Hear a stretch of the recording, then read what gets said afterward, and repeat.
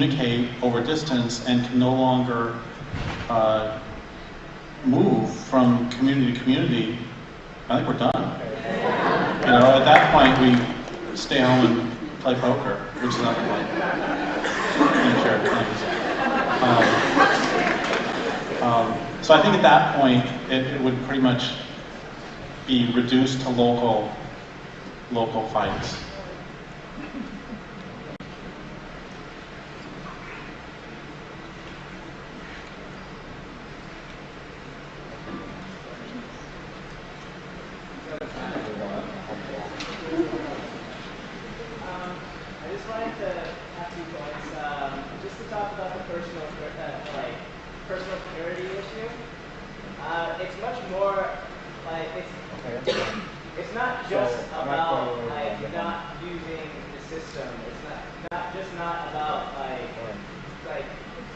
rejecting Burger King of all the water. It's about taking back the mind share that the companies have over you. I mean, when you think about Burger King, it's because Burger King injected that to your mind. And the thing is, we should have a really strong conversation about the conservation of focus, the conservation of our mental resources, especially for all the warriors who are going to be fighting it. Because the thing is, we need focus. We need to take our minds away from how this civilization has habituated.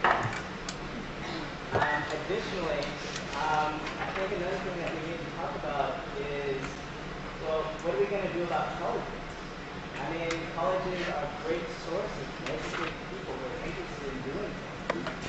But it's also a great source of worker, what colleges are only for is producing work. And things need to change. There's always that sales note on the college system in California.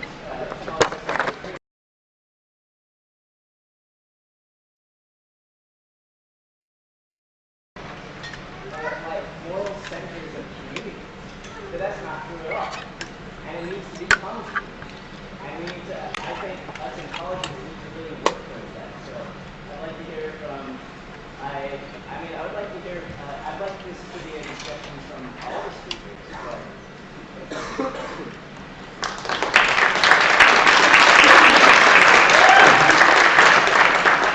Lier is looking at me like a deer in the headlights, like, please don't make me go back on stage again.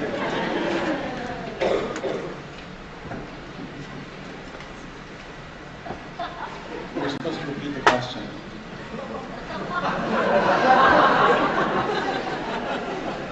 I guess, what should you do to make colleges become the moral centers of communities that they're supposed to be, instead of producing evil scientists and workers and elites? Which, by the way, I graduated from the Colorado School of Mines, and it doesn't get any more evil than that. I mean, it is. They educate the evil technocrats. I went to the other day. I went to my college alumni website just to. It's kind of funny. A lot of people go to those reunion websites to gloat over, like the males will go to gloat over the other people's male pattern baldness. I was going to gloat over their male pattern badness, because most of my fellow graduates are like vice presidents of oil companies now. It's really, really scary, which is just an anecdote. I'll leave the real work to you. Well, I mean, this system of colleges here is different from India, though it's getting there, but basically, increasingly, I think corporates are funding colleges and then setting the agenda for the education. And obviously, that just has to stop. You know, that you can't have corporate companies deciding the pedagogy in a college. Obviously, it's going to, it's going to change things. In places like India, you have organizations like the Ford Foundation who have a sort of benign self-image, who fund a lot of courses other than companies like the Tatas and so on. And but the thing is that they just slowly train people to be creatures of the free market. That you just get funded if you do this, and you don't get funded if you do that, and so you might as well do this. And so, forgetting about pharmaceutical companies paying for the research in drugs and all of that. So the conflict of interest is so huge that it's once again it's almost humiliating to be put into that system, and for most people not even to know that they are in that system. So obviously colleges would have to be returned to being publicly funded institutions.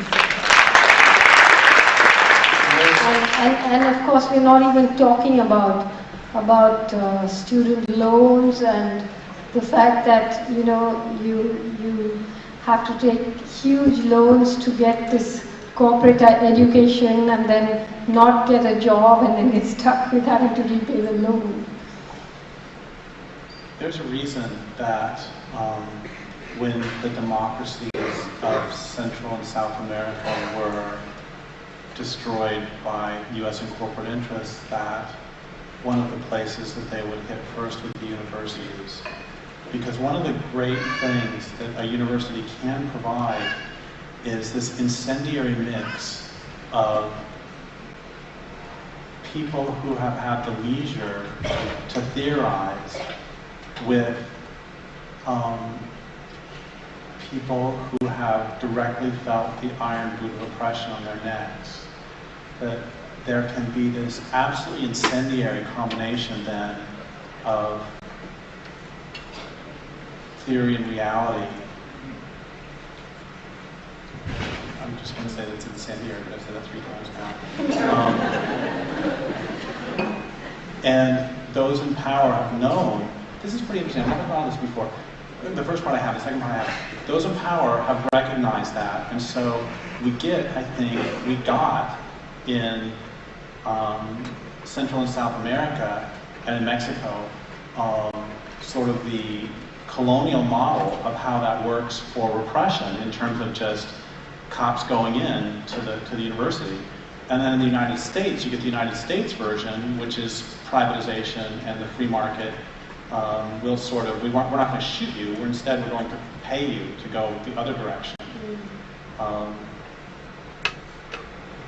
In India now, education has become one of the biggest rackets, because as the government pulls back on public spending of health as well as education, you have these sort of fly-by-night institutions of business management and hotel management and so on, and people who just about entered the middle class because of this whole free market thing, have children who live in rough neighborhoods, who are, and they are just so terrified of their children, turning bad, that they pay a lot of money to get them into these institutions which basically teach nothing, and they get into debt.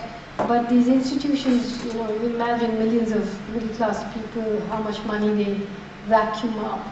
So, and that's the same with hospitals and clinics and so on. So, it's quite a frightening scenario. Okay. Yeah, we're running out of time, so we're going to do one more question, and then there's 2 extremely short announcements. So we have to choose who the last one is to. Well, okay. Here's the deal. It has to be a woman. We'll go with that. Okay. Okay, we'll do 2 then, since you're going to pick one over there. And then we'll do one. So you pick one over there, I'll do one here. Yeah. I'm kind of curious to know something about anything that you can say about the role of Indian Americans, South Asian Americans, in supporting indigenous resistance efforts in India.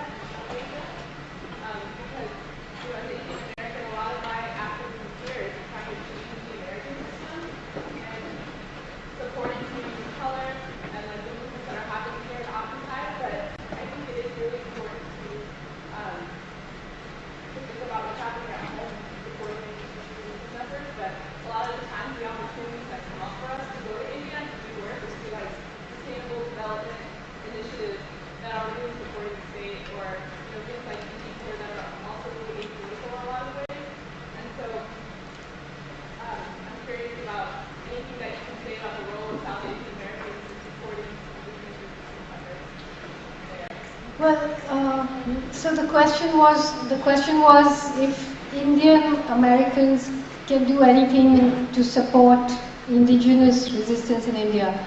Well, first of all, I must clarify that indigenous resistance is not the only kind of resistance that's happening. You know,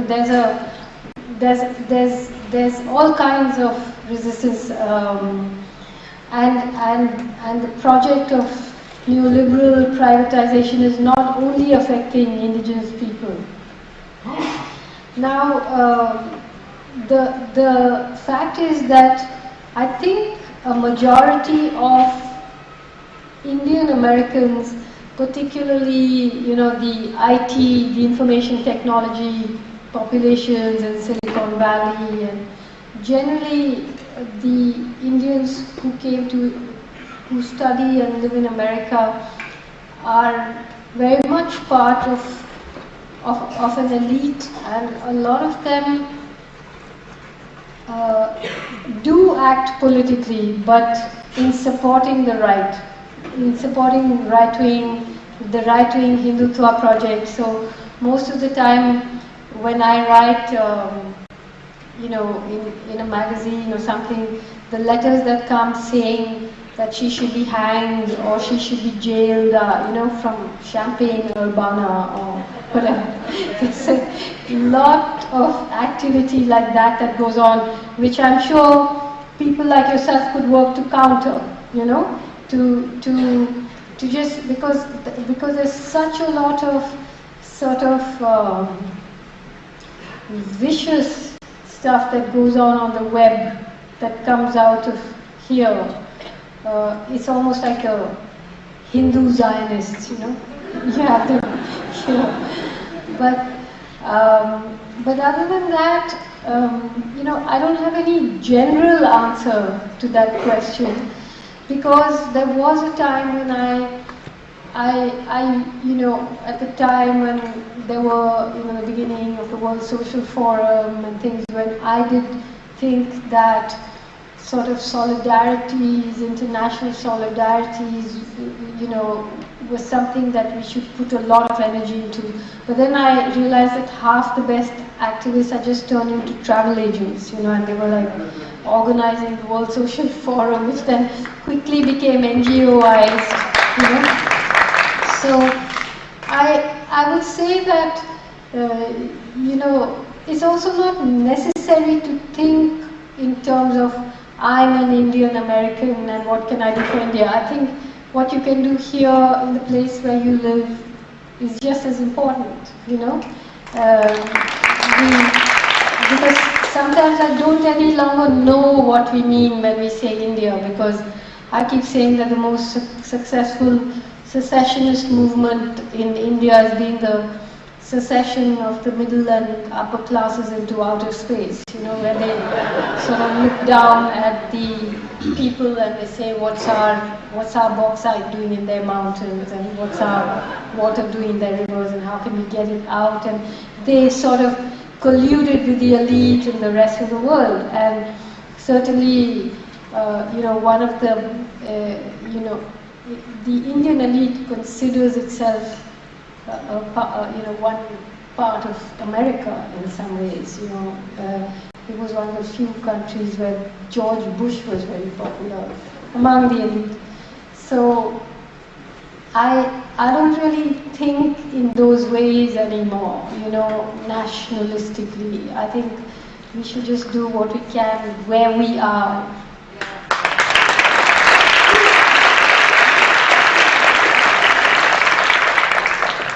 Okay, so we have one more question, and then I have a very quick announcement, and then there's two other announcements. And then,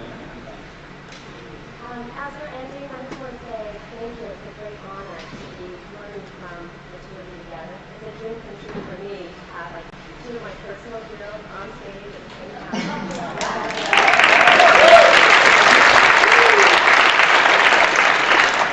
My question is, a lot of us here already know we need to exist, but we don't know how, we're scared, we're finding a way to plug in. And I keep thinking, Derek, of the story that you tell about Dolores Argueta. And I was hoping maybe you could say something about that, about those who thought. yeah, I think that would be on. It's just that I mentioned earlier that, the question was, she said that it's so wonderful and an honor. And she said all sorts of great things about us. Can you repeat those? I want to repeat those word for word. Anyway, and then she asked if I could repeat something that I've said about the Warsaw Ghetto. And remember earlier I mentioned that Zygmunt Bauman talks about how one of the smartest things the Nazis did was they made it so that at every step of the way it was in the Jews' rational best interest to not resist.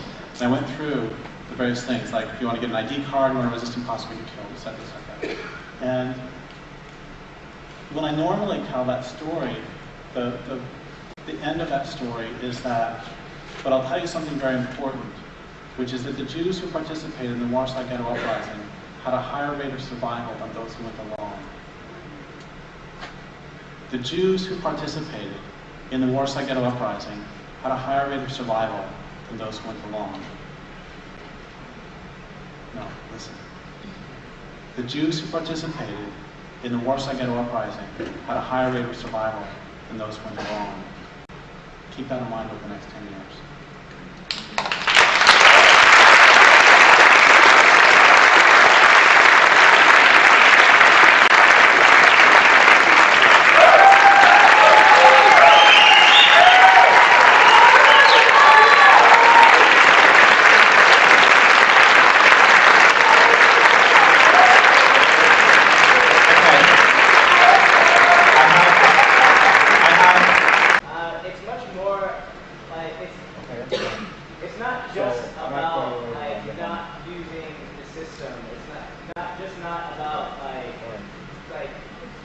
rejecting Burger King or bottled water. It's about taking back the mind share that the companies have over you.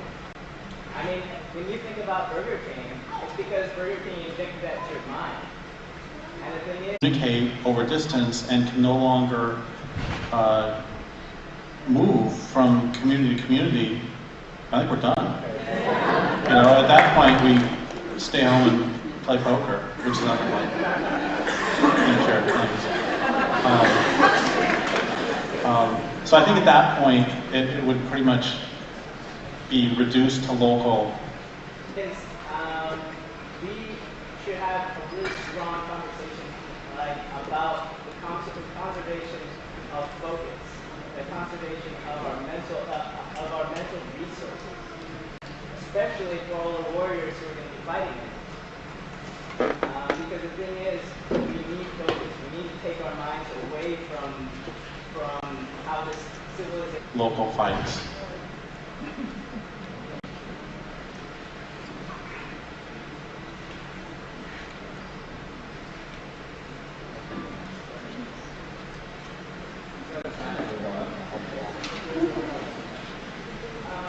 I just wanted to have 2 points.